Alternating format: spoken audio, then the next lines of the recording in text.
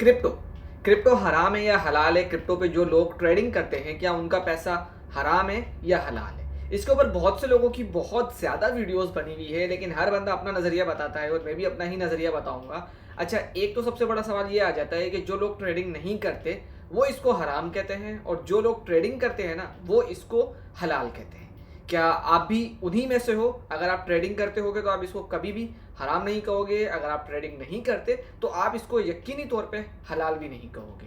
क्या ख्याल है इस बारे में? वीडियो में कमेंट करके ज़रूर बताना। लेकिन मैं अगर अपनी बात करूं तो भाई, क्रिप्टो में भी आपका नफ़ा और नुकसान है। क्रिप्टो में भी आपके परसेंट के ऊपर आपको मतलब आपका रेवेन्यू मिलता है। तो ऐसी बहुत सी चीज़ें क्रिप्टो के अंदर भी दी गई है जो आपके लिए हराम और हलाल का काम करती है। मतलब अगर बिल फर्ज में स्पोर्ट ट्रेडिंग, भाई जितनी मेरी नॉलेज है ना, मैं उस हिसाब से बात करूँगा।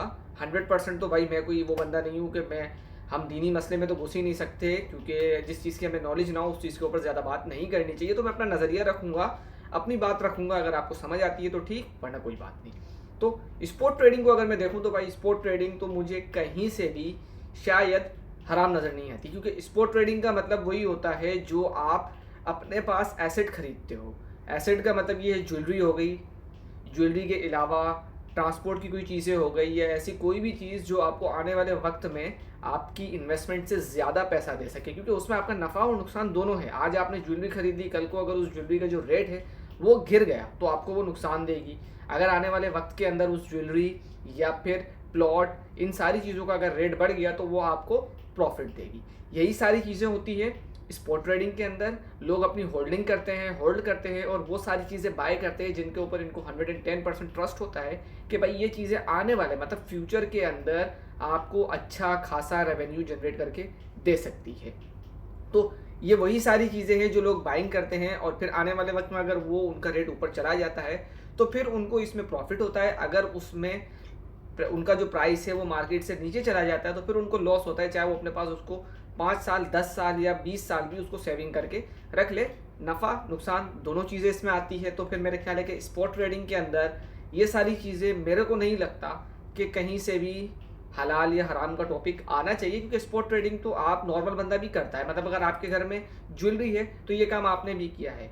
आपने अगर आज प्लॉट खरीदा और 4 साल बाद अगर आप उस प्लॉट को सेल कर रहे हैं तो भाई मेरा ख्याल है कि ये काम आप कर रहे हैं। सिर्फ फ़र्क ये है कि एक ऑनलाइन है, एक फिजिकल है, और एक ई कॉमर्स है।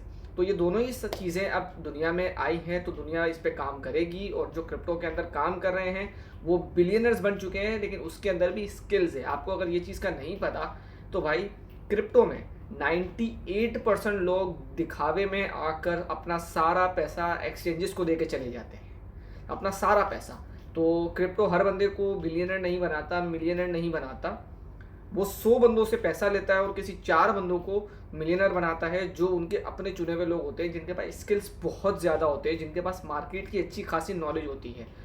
कोई बंदा सिर्फ किसी को देखे दिखावे में कि यार इस बंदे ने इतना कमा लिया, मैं भी जाऊंगा, मैं भी लगाऊंगा पैसा, तो वो अपना पैसा सारा डुबा के आता है।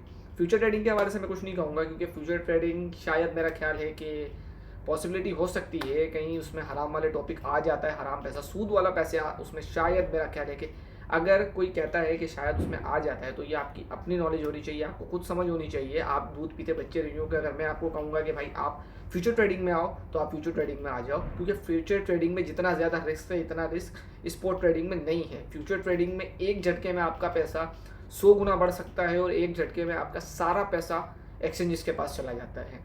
तो भाई फ्यूचर ट्रेडिंग के हवाले से तो मैं आपको कभी भी नहीं कहूँगा। स्पॉट ट्रेडिंग के हवाले से मैं आपको ज़रूर कहूँगा कि भाई स्पॉट ट्रेडिंग के ऊपर थोड़ा सा अपने आप को फोकस रखें। ज्वेलरी खरीदने से बेहतर है कि आज के दिन में, आज की मार्केट में जो जितने भी कॉइन्स है जो कि बहुत ज़्यादा नीचे वैल्यू में है, आप उन कॉइन्स को परचेज़ करें। हो सकता है आने वाले 1, 2, 3 साल बाद वो कॉइन्स की वैल्यू अगर 4-10 गुना भी हो गई, तो फिर आपने जो आज अगर $100 भी उसमें इन्वेस्ट किए हैं, अगर आपने उसने $10 भी इन्वेस्ट किए तो वो आपके डबल हो जाएंगे। वीडियो सही लगी तो वीडियो को लाइक और चैनल को सब्सक्राइब लाजमी कर देना, और मेरी इन्फॉर्मेशन कैसी लगी इस बारे में वीडियो में कमेंट ज़रूर करना।